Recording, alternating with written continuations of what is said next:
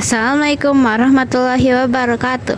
Hello everyone, my name is Almira Chandraningtyas Yoedodarmo, but you can call me Mia. I am from Darul Hikam Integrated Secondary Lembang.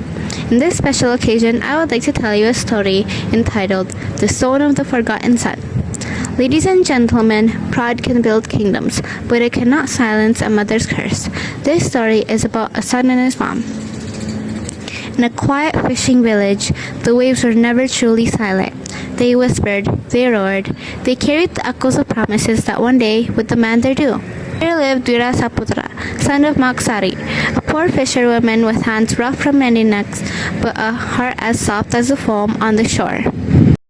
Maksari often stood by the sea at dusk, whispering prayers to the water.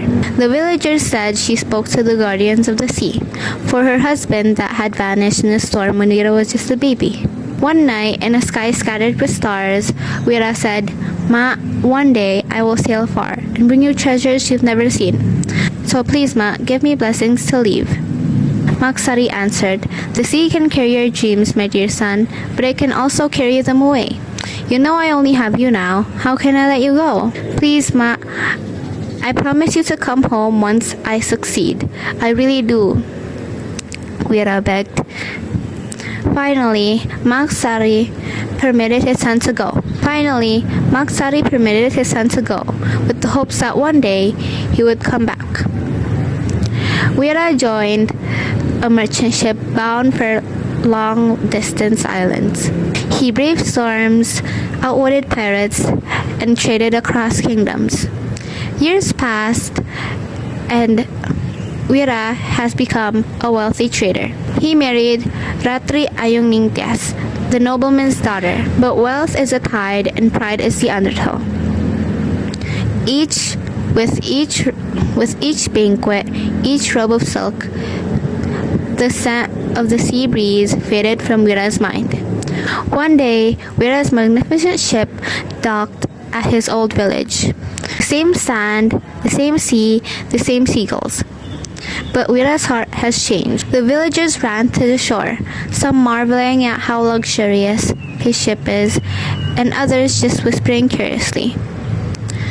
Maksari, breathing raggedly, quickly rowed her small wooden boat towards the shore.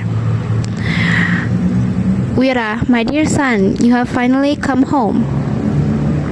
Before Wira could answer, a poor fisherman stepped forward with unsteady steps. His clothes were tattered, and his hands were covered in wounds from last night's storm. In a soft but urgent voice, he pleaded for help. "Sir, my fingers were crushed by the waves, and my children haven't eaten since yesterday. So please, give me some money." Ratri turned to her husband, her eyes soft yet firm. "We can spare a little. It won't take anything away from us." "We can spare a little. It won't take anything away from you," she said. Wira looked longingly at the fisherman, then at his mom who waited with teary eyes. But the pride thickening in his chest was stronger than compassion. "I am not a fisherman's son, and I don't give to beggars," he said it arrogantly. The fisherman looked down, tears streaming down his cheeks. Maksari staggered, her lips quivering a wound deeper than the waves of the ocean. At that moment, the waves rose, as if it was crying for a mother's wounded heart. If you will not remember me as your mother, then the sea will remind you of who you are. The guardians of the sea heard her cry. The sky darkened, the waves rose, the wind howled as if the ancient spirits were awakening.